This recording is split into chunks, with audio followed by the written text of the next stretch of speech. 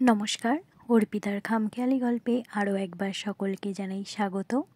আজকে পুরী ভিডিওর দ্বিতীয় পার্টটি আমি আপনাদের সাথে শেয়ার করছি।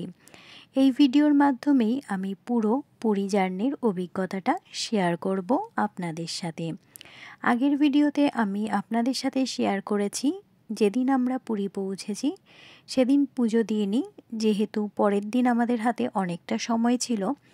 আমরা খবর পেয়েছিলাম বাইরে তখনও রথগুলো রাখা রয়েছে।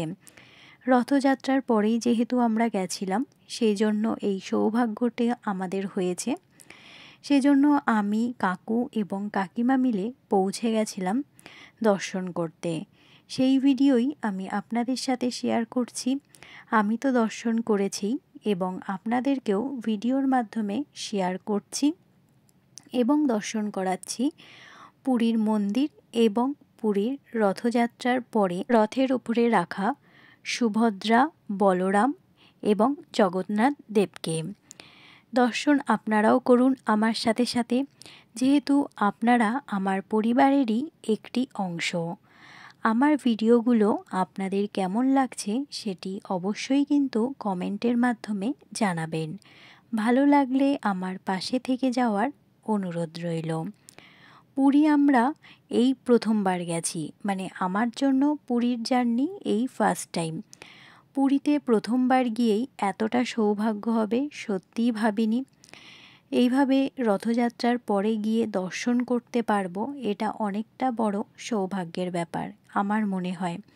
কারণ রথযাত্রার সময় তো সেভাবে পুরীতে যাওয়াটা সম্ভব নয়, প্রচুর মানুষের সমাগম ঘটে।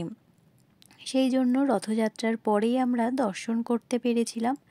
ভিডিওর মাধ্যমে আমি এটা শেয়ার করছি, আপনারাও আমার সাথে সাথে দর্শন করে নিন রথযাত্রার পরে রথের উপরে রাখা জগন্নাথ দেব, সুভদ্রা এবং বলরাম। আর অবশ্যই কিন্তু কমেন্টের মাধ্যমে জানাবেন আপনারা কারা কারা পুরী গেছেন এবং আপনাদের অভিজ্ঞতা কেমন। তার সাথে পুরীর মন্দিরের ভিডিও আমি সামনে থেকে আপনাদের সাথে শেয়ার করে দিলাম। প্রচুর ভিড় ছিল, যেহেতু ওই দিনই লাস্ট ছিল।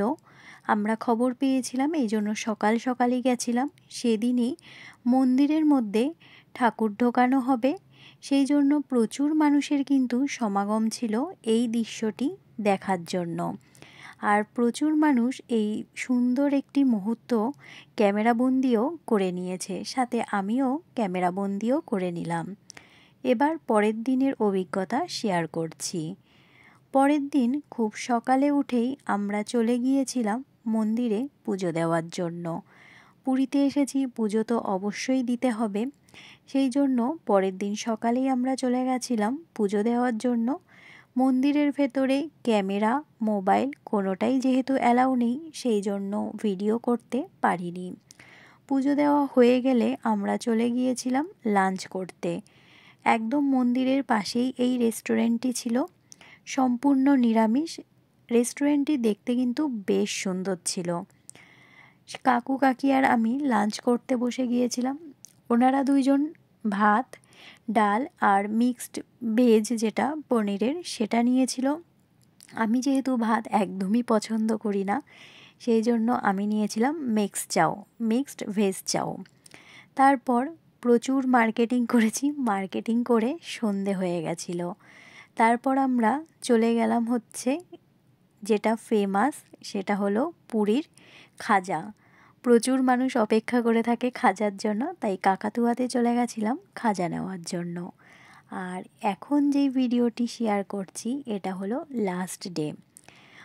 পরের দিন সকালবেলা উঠেই কিছুটা ফ্রেশ হয়ে ব্রেকফাস্ট করে চলে গেছিলাম সমুদ্রের পাশে একটু সময় কাটানোর জন্য। আজকে যেহেতু লাস্ট ডে ছিল আমাদের, সেই জন্য। আর হ্যাঁ, এখানে আমি আরেকটি কথা আপনাদের সাথে শেয়ার করে নিই। পুরীর বিভিন্ন সাইট সিন কিন্তু আমরা দর্শন করতে পারিনি, কারণ ওখানে ওনাদের কিছু একটা সমস্যা ছিল, গাড়ি ব্যবস্থার কিছু একটা প্রবলেম থাকার জন্য সম্পূর্ণ গাড়ি ট্রান্সপোর্ট বন্ধ ছিল। সেই জন্য আমরা সাইট সিন করতে পারিনি। হয়তো নেক্সট টাইম যখন পুরী যাব বা যদি যেতে পারি অবশ্যই পুরীর সাইট সিন দর্শন করব। সেই জন্য সকালবেলা ব্রেকফাস্ট করেই কি করব, যেহেতু ট্রেন ছিল রাত্রেবেলা, চলে গেছিলাম সমুদ্রে স্নান করার জন্য, আমিই করেছি। এবার রেডি হয়ে হোটেল ছেড়ে দেওয়ার পালা। বেশ অনেকটাই কিন্তু মন খারাপ। যে কোনো জায়গায় ঘুরতে গেলে একটা আলাদাই আনন্দ কাজ করে, কিন্তু ফিরে আসার সময় মনটা কিন্তু বেশ ভারাক্রান্ত হয়ে যায়। কারণ হচ্ছে বাড়ি চলে আসা, সেই একই রুটিনে আবার কাজ করা। যাই হোক, ফিরতে তো সকলকেই হবে। এবার রুম ছেড়ে দেওয়ার পালা। আর আরেকটা কথা হচ্ছে, লাগেজ আমরা যে পরিমাণ নিয়ে গেছিলাম আর কি, যেই ওয়েট হয়েছিল তার থেকে মনে হয় 4 গুণ ওয়েট করেই আমরা ফিরছি বাড়িতে। এতটা ভারী হয়ে গেছিলো। শপিং করার সময় তো মনে থাকে না যে এগুলোকে আমাদের ক্যারি করে নিয়ে আসতে হবে। যাই হোক, এবার দেখতেই পাচ্ছেন পুরী স্টেশনে আমরা কিন্তু পৌঁছে গেছি। প্রচুর লাগেজ হয়েছিল, আর এতটাই ওয়েট হয়েছিল যে এক একটা ক্যারি করা সম্ভবই হচ্ছিল না। যাই হোক, আমরা পুরীতে পৌঁছে গেছি। পুরী স্টেশন। আমাদের ট্রেন ছিল দুরন্ত এক্সপ্রেস, যেটা হচ্ছে পুরী টু শিয়ালদা। আমরা যেই ট্রেনে এসেছি দুরন্ত এক্সপ্রেস, ওই ট্রেনেই আমরা ফিরব। আর আমি তো চা প্রেমী, সেই জন্য স্টেশনে পৌঁছেই আগে একটু চা খেয়ে নিয়েছি। চাটা তো অবশ্যই খেতে হবে। আমাদের ট্রেনও দিয়ে দিয়েছে।